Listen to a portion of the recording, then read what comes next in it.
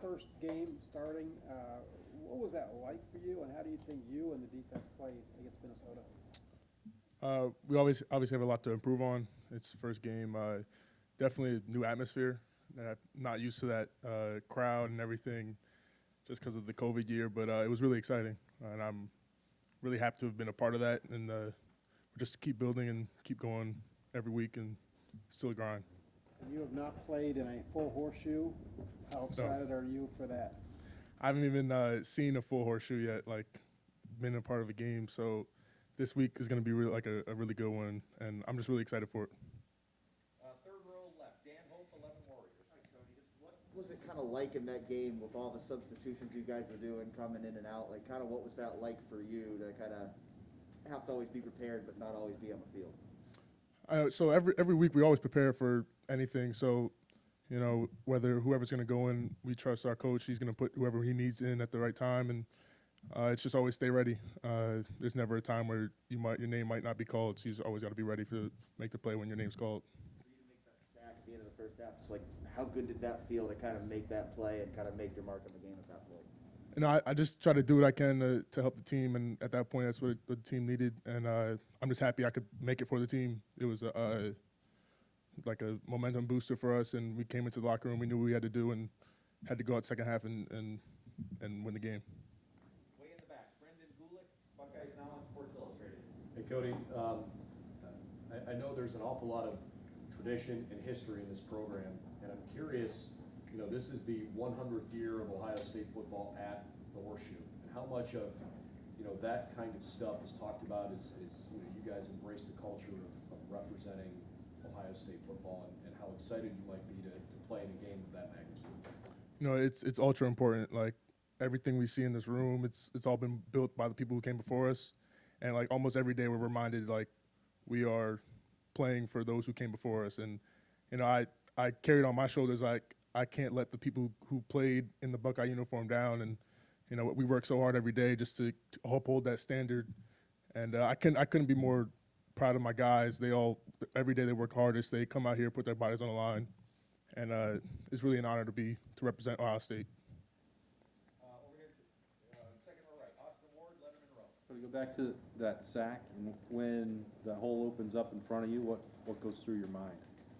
You know, we do a lot of reps every week. Certainly try to put our mind in that position every play we can. And so for me, it was just going back to practice and trying to do what I do every day. And, you know, it opened up, and I just wanted to make a play, and that's what happened. No, it definitely doesn't. Our O-line does a really good job, makes us work every day, find new ways to get in, and that chance it just opened up, and I was fortunate enough to get the sack. Over to the left, second row left, Nathan Baird, Cleveland.com. Just to clarify on that, it looked like kind of a delayed blitz. Was there a read that you had to make in order to go? Were you designed to just go the whole time? Well, I mean, a lot of our blitzes, we have a lot of different things. That play was just I saw it and went. I don't really want to give too much about scheme out, but it was just a blitz, and you know, just went for it. Opened up and I went for it. Yeah. What does Tommy Eichenberg bring to this defense? And Coach Combs was talking about just his ability to come out and like get a team set up, get the defense set up. What have you seen from him in that regard? Why does he need to be on the field? Tommy is an ultimate leader. I can't say enough about him. He's like one of my main guys on the team.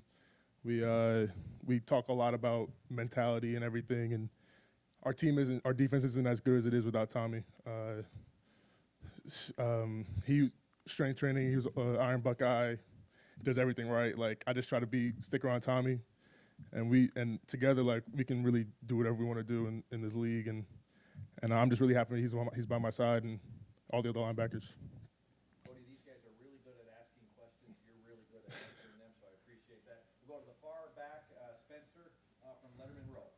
Cody, is there almost like a sense of, not relief, but is it a good thing to have some mistakes now on film against somebody else rather than in practice? Like, just to know that you guys can learn from those things and it's not just against other people in Scarlet and Gray? 100%. Just to be able to put ourselves out on the field and to even like just play against another color. Like so many days practicing against each other, hitting each other, just finally being able to see a different color and going to make a play, it's probably the greatest feeling. And game days make you remind yourself like how much you really love the game and just go back into it. And practice is always great, but hitting another color is nothing better than that. How much more have you been able to learn from watching this film in the last 2 or 3 days than you did through a month of watching practice film? I mean, it's definitely an adjustment. The game it's fast, but in practice we see it every day, and that's the goal. Is every practice to play as hard as we can and to be able to be ready for that moment in the game. And you only get one shot to make that play, and if you either make it, you don't. So every practice is intended to make that play, and so it works or it doesn't work pretty much. Far left, Mark from Press Pros. Yeah, Cody, playing all this depth, what are practices like when you know that your number could be called? You don't have like 12, 15 guys that's standing around knowing they're not going to get in a game or maybe even practice much.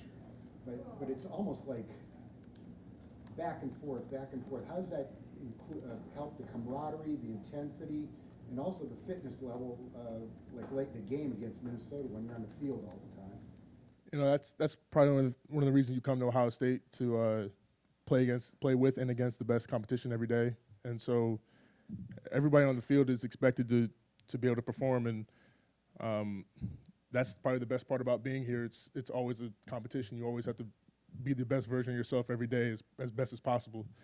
And I mean, all the guys in our room, I couldn't be more proud of all our guys. We all work as hard as possible every day. And I mean, it's tough at the linebacker position. You've got to be able to work the run and the pass, and I'm just so proud of our guys. Like we all every day, it's a grind, and I thank Coach Wash for that. Like he upholds that standard every day, and it's always a grind. And final questions, third row right, Tim May, Letterman Row. Yeah, Cody, what did you learn too about the ferocity of a real game? I mean, that 4th and 1 play, for example, you got held big time as you turned and tried to chase the play and stuff. Guys got away with stuff, all throughout that game. But stepping up the ferocity, how did that feel out there?